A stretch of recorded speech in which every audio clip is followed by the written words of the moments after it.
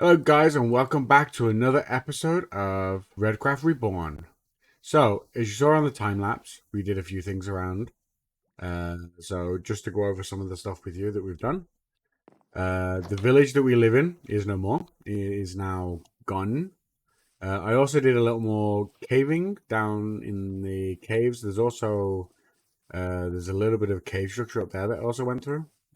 Because what I didn't realize until now, well, when I was caving, is the higher up you are, the more chance you've got of finding iron. So basically, I did a bit of iron things, and we found quite a bit of iron. So I've still got a lot more to do, but still got a little bit more to do. Oh, it's getting dark. A couple of things that I had an idea for. One of them is we are going to need an iron farm. So basically, I was trying to work out, because if I have any form of a villager trade in here, I got to be careful because it will mess with the rates from an iron farm. So what I did was I counted out about 200 blocks from the house. Because that gives me 50 blocks to play with. So this dirt pillar here is approximately about 50 blocks from the house.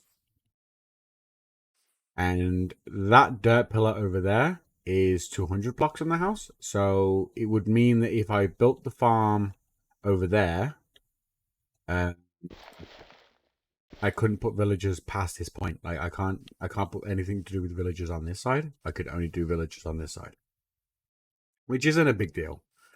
I was thinking about doing it at spawn, but the problem is with it constantly being loaded.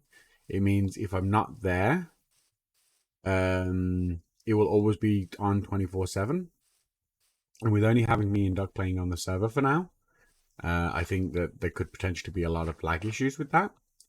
So I'm thinking I'm going to hold off. This one doesn't have to be a massively efficient iron farm, just enough that it gets a flow of iron in. And later on in the season, maybe if some more content creators join us, we can look at putting one at spawn, a bigger one, a more efficient one at spawn. So we're going to take a look over there. I just want to show you some stuff that I've been doing. So the cows and stuff that were in a hole here, they are now under here. I do not know how they got out, but apparently they did. Okay, I'll figure that out in a minute. I also saved a couple of villagers in here. So we have a couple of villagers ready for whenever we are doing. I don't know what happened to the rest of them. I think they died. I have no idea. We also went out back towards spawn. We got some different saplings. So I've gotten spruce saplings now. I've gotten dark oak saplings and birch saplings. So we may look at possibly maybe even tearing this down and rebuilding it. While I was caving, I grabbed some of this stuff and we got some lava, and I've now made a little bit of a lava farm here. So basically, I extended from last week when you would have seen the farm. I extended the farm out a little more. That way, then we can actually have a whole, because we still have the water underneath here. But what I did was I put sugarcane up against the house, and then now we have the whole 4 block by 4 block by 4 block thing for the farm.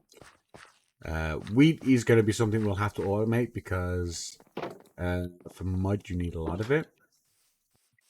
Down here, I put stairs down now, so it's a lot easier to get in and out. And I've got the zombie spawner that's there. And then down here, you may actually remember it from the replay mod, from the beginning of episode thing. So I went through and I've lit up a lot more of the cave, so it's a lot more safer now down here. There should be really nothing spawning around here because I've gone through and I've lit it all up. I also, as you can tell with my pickaxe, I've had a few diamonds. As you would have seen from, oh, definitely just hear one. Oh, there he is.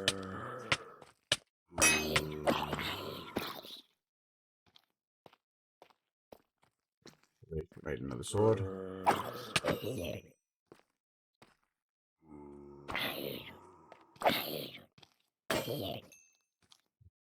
Oh, there's my sword.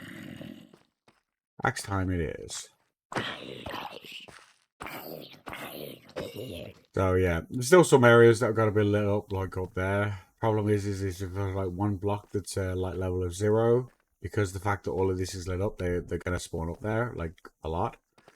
So I came through here. I know last episode I had issues with the witch that was here. So I didn't really go much past that point, but I have now. I also did find a skeleton spawner here. I found a little skeleton spawner, so we'll probably do something with that because skeleton spawners are far more XP efficient than zombie spawners. I've gone through and I've lit up all of this, and I have found we found a fair few diamonds doing this. But what I realized was, because I'm so low down, I'm not finding as much iron, because you need to be higher up to get better rates. So I'm finding diamonds down here, but I'm not finding much iron. And there's a lot of winding off caves, even over here as well. And then it also goes up there as well. So I went up there. So just trying to light it up and everything, so it's more safer when we come down here, especially when I'm trying not to mine some of these ores that I can see them. Like even some of the diamonds I've left down here. Because until I have a fortune pickaxe, it's kind of a waste to keep mining them. Because all I have on my pickaxe right now is efficiency 1. But so I'm not trying not to mine everything that I see, because I'd rather wait until I get an efficiency. Sorry, not efficiency. Fortune 3 pickaxe before I start coming down here and mining all of these little ore things, so I get more for them. So yeah, that's pretty much it. And other than that, I will meet you back on the surface. Oh, look, there's some iron. Is that iron? No, that's gold. That's iron. I will collect this and I will meet you back up on the surface, and we will talk about what our plans are for today. Okay, we are back. So, as I said, this marker here is about 50 blocks from the house over there. That is about 200 blocks, so that's why I was saying I couldn't put any villages on this side. So let's go and take a quick peek over there. So we basically counted it out. I counted it out all the way through, and I didn't want to go exactly because... So the rule when it comes to iron farms is they have to be 150 blocks away from the nearest village, and a village is classed as a villager and a bed. So if I have a villager, if I have anything to do with villagers over here, which if I would make like a trading system, then I'd have to build a breeder in order to make more, which would class as a village. Which means if I make it too close, what'll happen is the iron golems will take this village and spawn them somewhere in between. So the best way to do is to go a little bit further out, make sure that you've got all the stuff done. So basically this is about 200 blocks. This would be as close as I would want to go to the base. Like I said earlier, I don't want to make it at spawn right now, because with only having me and Duck online, if we don't check it, the server is running 24/7, and if we don't check it, then what's going to end up happening is it's going to end up lagging the server out, which isn't good for anyone. So yeah, so basically I built this pillar here, but like I said, we can always go further back, like as long as it's not getting too far. Like I can always go further back, like even like on top of this hill, we can go, just to give you the extra space to give, because that, if I make it up here, that would allow me to basically use any of that island there. Oh wait, what's that? Is that another village? Oh, there's another village right here. Oh, that's handy. Well, then that makes it even easier. We can just make the iron farm here. We can take down all the beds and stuff like that. We take down this village, and basically we can just make the iron farm right here. we can just make the iron farm right here. And then you can't have villages that close together, so it wouldn't interfere with anything I'd do over there. And I can always make another portal here, and we can do another travel to get here faster. Huh. I didn't know there was another village right here. Oh. I guess we learn new things every day. So, yeah, that's what we'll do. We'll tear this village down, and we'll make it here. More than likely, what I'll have to do is I will have to get some obsidian, because especially we are going to make another portal. We try and link them up somehow. So I will have to go and make obsidian. Like, I have my own nether portal because I managed to farm enough obsidian, because now I have a diamond pickaxe. It gives me the ability to farm obsidian. I did manage to make my nether portal there. I will more than likely be moving it. It's just that's where I put it for now. It needs just with an efficiency 1 pickaxe, and I think at the time I didn't even have efficiency. When I did that portal, it was just going to take me forever to mine all of the obsidian that I would need. So it was just easier just to it's a lot easier now that I have an efficiency. I can always move it, but I don't know exactly where I want it yet. So moving it would be kind of pointless. So I will show you how I've been farming obsidian. Okay, let's take this. Let's take this, and there should be another lava bucket. There it is. So what I do, lava bucket in there, give water, boom. There is probably more efficient ways to farm this than this, but this is the best way I found of doing it for now. Like, it just takes so long with an efficiency 1 pickaxe.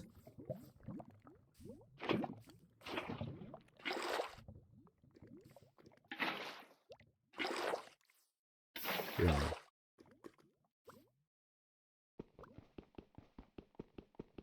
So I'm going to do this. I'll get enough to make a portal, and then I will get back to you when I've made a portal to the village. And we will make a cut through the nether to get from here to there. Okay, guys.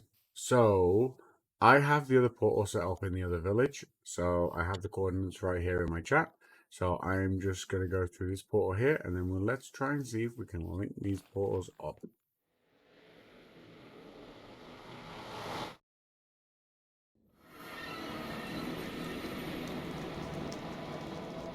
Okay, gotta be careful because there is actually some pigmen around, because I'm right by the crimson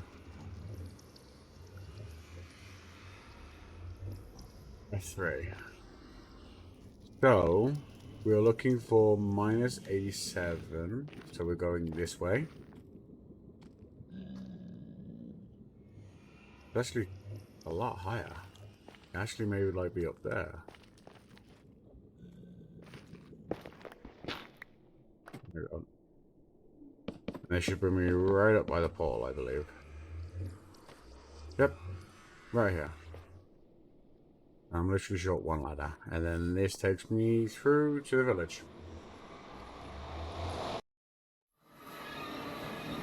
Oh, here we are. So, more than likely we'll move how the portal is. We'll move some aspects of where the portal is, like yeah, so basically one thing that we're gonna have to do is we're gonna have to tear down the village. We're gonna have to get rid of everything. It's also be good to actually go through and loot it anyway. But yeah, so I think I need to go and grab some supplies, because I need to grab some more axes and stuff, and then we'll get to work on tearing down the village and getting ready to build the iron farm. Okay, guys, so we have completely wiped out this village now. The village is completely gone, as you can see behind me. There's absolutely nothing left of it. We've taken down all the buildings, all the farms are pretty much taken down. Still got some creatures spawning, other than that one melon. All of this has been taken down now, all the buildings, everything. So I did manage to save a couple of villages. We have them in here. I want to make sure I'm not going to get ambushed when I'm opening this up. So basically we have in here, if we can see them, there we go. There's a couple of villages in there. They currently are trying to breed. because I need to stock them up because we had like a big zombie invasion the one night when I was clearing out on the video and I lost quite a few of the villagers. So basically what we're going to do is we're going to build a farm here. We'll move the nether portal and stuff after the farm's been done, because I also want to move it in the nether as well. So basically what we're going to do is we're just going to build a simple, easy, we're just going to build a simple and easy farm. I still need to get a little bit of resources to make it, but we should be able to get it all done. We also then need to light up the area to stop mob spawning nearby. Oh, no. It's alright, that's outside of my zone anyway. So, I made a couple of changes while I was prepping some resources. I made a couple of changes to the base. So, we're just going to quickly run to the base and I'll show you the changes.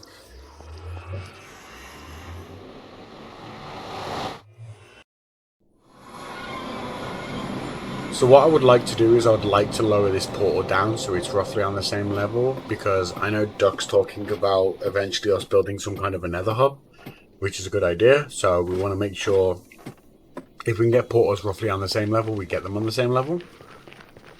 But I want to get the permanent placement for it first. So this is my portal. Nah, you didn't get me in time. So, a couple of changes that I've made to the base in the meantime is I have this here is to mark the skeleton spawner. So the skeleton spawner I believe is at like -40, whereas we are currently sitting at 70. So this should be directly on top of the spawner. So that's something for us to do later on. I'm not doing anything with that now. Not this episode anyway. So I've extended the farms out. I've also added in potatoes underneath, and this one here up here is carrots. Go up through here. So you got wheat, we got carrots, and then we have potatoes directly underneath, and then directly underneath is the animals. I've got to, at some point, I got to grab some pigs, which there's some pigs at the other place, so I may just try and grab them and bring them to the portal. Bring them back here. So we've got sheep, we've got some cows in there, and then we've got cows in there, and this one's going to be for pigs, and one of the cow ones I'm going to empty out, but when we get down to it, I've also done something with this. So now we have our own little zombie grinder that we can use. Can't get too close to it. So basically you just sit here and I've used it, Duck used it, so we've gotten some stuff in here. Yeah, so we've basically gone through, cleaned all of this stuff up. I gotta fix these stairs because the way that the path goes off for the zombie grinder. So I'm not sure. I may fix it by bringing it along a little more, or I may take it in a little more and then level this thing out so it goes down level here. Because I'm pretty positive this here is the spawner. So there's not much I can really do with this. So what I'm going to do is I have to figure out a way that I can include that into the staircase. But yeah, so I'm going to go and get some resources and we're going to build the iron farm, and then I will get back to you after it's built. Okay guys, so as you can see behind me, the iron farm has been completed and it is fully functional and producing iron. I'm going to cut to the replay mod to recording that I took from the replay mod to explain somewhat how the iron farm works, because I don't have the ability to fly in this world. So it's kind of hard for me to get up there to show you how to do it. The only reason I'm just standing a little bit back from the farm because unfortunately when I was editing this episode, a couple of my clips that I originally took right after I built the farm and during the farm got corrupted somehow. So basically what happened is I'm having to re-record this, but I've already started work on my next episode, so I don't want to get too close because I don't want to reveal any spoilers behind me. But yeah, this is basically the farm. I'm going to cut to the clip that I took from my episode that I took from the replay mod just to explain how the farm works. and then we'll cut back to me here. So the way this farm works is you got the villagers that are sitting in this cubicle here that are constantly being scared by this zombie, which then will spawn the iron golem directly on this platform. It's the only spawnable area around here that an iron golem can spawn. And then it will push them off in here, at which point, as you can see here, they'll die, they'll get killed by the lava, at which point what will happen is the hoppers here will collect their items and put it into this dispenser, which will detect items from the comparator into and basically shoot the items out into this water stream, at which point the items will come down this water stream and will go into these hoppers, which will then go into these chests over here. By having these two pods this far away from each other, all four pods can actually spawn iron golems at the same time. So all four different pods can spawn, and yeah, this farm is stackable. You can put multiple on top of each other, and you can also extend the waterways to come out sideways, so you can bring the water stream out this direction and then place another two farms over there. So yeah, so that's basically how this farm works. This is like the way that these parts work as standard iron farms is how every iron farm works. You can find 1,000 tutorials on YouTube. As for the redstone, this is just a way of moving mass amounts of iron into one section. Eventually, I am going to get rid of all of these chests and hoppers and stuff because I want to feed it into an autocrafter to craft them into blocks. At which point, then after that, we will then probably make some central organization system, because I would like to get rid of the ground underneath, because there's a lot of mobs that spawn, especially underneath these sections here. They'll spawn like right here and they won't burn because they're underneath solid blocks. So my intention in the next future episodes is to actually get rid of all the ground underneath. And yeah, so maybe put in some more farms here and that aren't going to affect the iron farm, and we can look at taking out a big chunk of this land underneath. So yeah. Okay, guys, welcome back. Thank you, guys. I hope they what my explanation in the little replay mod recording that I just took explains how the farm works. Just so you are aware, because you'll see some difference in the farm, is I actually added in a switch so the farms can be turned on and off just for when, because sometimes when villages glitch. If they don't get get into bed for one night every now and then, they just stop spawning iron golems, especially when chunks are loaded and unloaded. So because of it, I just did add a switch in. As you can see, there's a switch there that goes through, powers it up, and then there's pistons that are underneath the farm that go up and just stop the visible sight from the zombie. Stop the visible sight from the zombie, and then they unpower, and then the pistons drop back down, and then they start scaring again. But I have to say that will be it for episode 2. It was a lot of fun. I got a lot more fun things planned. Next week we may even do a little bit of traveling in the nether, because we are desperately in need of a beacon, especially with other plans coming up in the future. So if you're new to the channel, consider subscribing. Don't forget to like the video. Don't forget to comment if you've got any suggestions. And yeah, I will see you here next week for next week's episode. Bye.